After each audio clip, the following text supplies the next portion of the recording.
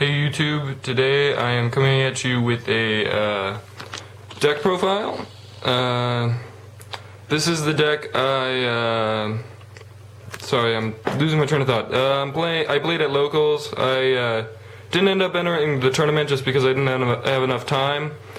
And so I thought I'd try this new style of deck profile though, just to give you a rundown of what I will most likely be playing for the first half of the new March format. I know I talked about this earlier, so hopefully you guys enjoy, and don't forget to keep leaving comments, rating, and subscribing. It's all great. So I guess we'll get right into the deck profile. We've got 3 Darkness Metal, 2 Wyvern or Wyvern. I don't have a third, but I definitely like to run more of those.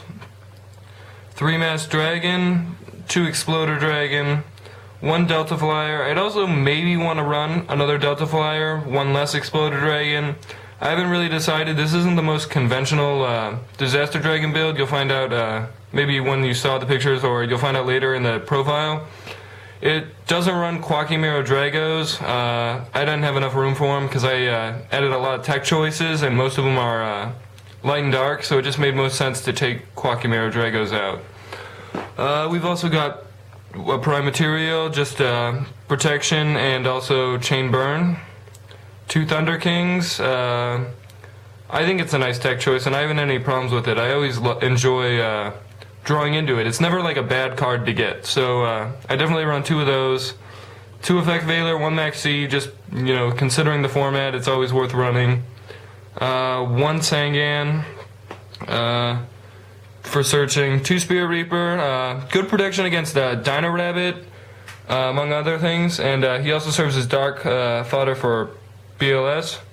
I also run 1 BLS. I think he's just defining the current meta along with the previous, so I feel like he's becoming almost a necessity to splash into any deck.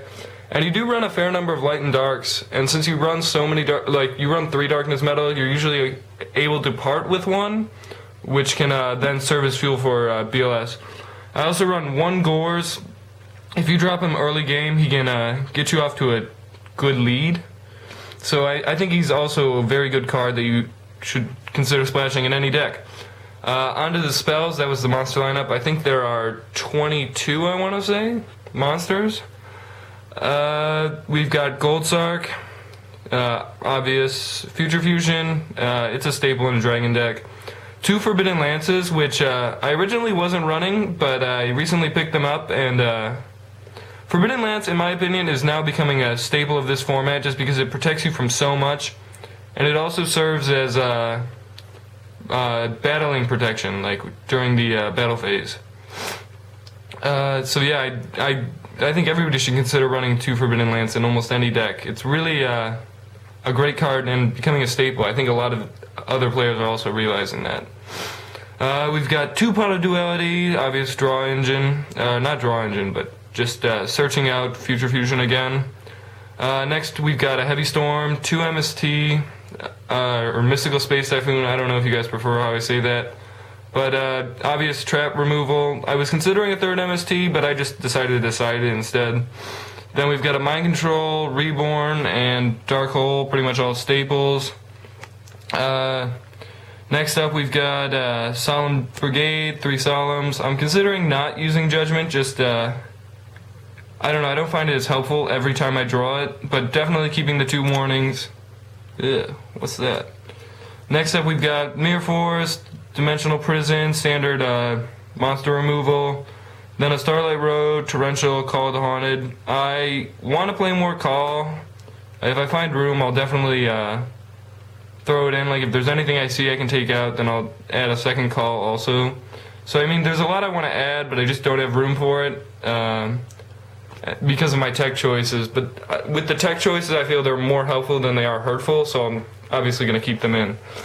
Onto the extra deck, we've got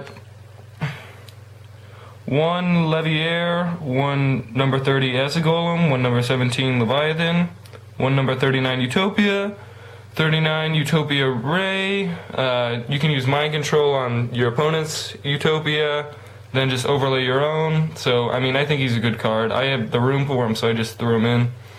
Next, we've got a 5-headed Chimera Tech, just for Eyesight Cyber Dragons. Level 9 Mistworm, 8 Scrap Dragon, Stardust for Starlight Road, or to sink into it, really. We also run Black Rose, Ancient Fairy, Brionic, LA Justice Cataster, and a Magical Android. So there's your 15 extra deck cards.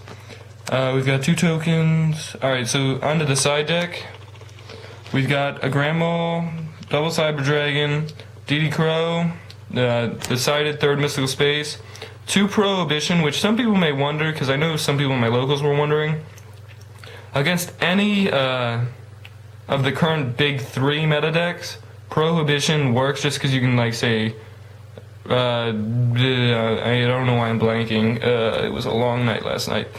But Rabbit, Shark, or Zenmighty, really, and also like Hornet, it just stops it from being played. Otherwise, they waste an MST. And you do run a fair amount of protection, so if they're going to waste their MST on Prohibition, then you always have this to protect you. I also run 1 Debunk, just in case there's any match where I see that as necessary. 1 Dust Tornado for, like, Gravekeepers, if people still run those. And anything with big back row. Also, a Chain Disappearance. It works against certain decks. Other decks, it's not as good as people may think, but I still think it's worth siding in 1. We also side the 2nd Torrential, side 2 Decree for Chain Burn, Shadow Imprisoning, and a Rivalry of the Warlords. So, guys, I hope you like my unconventional Disaster Dragon deck profile.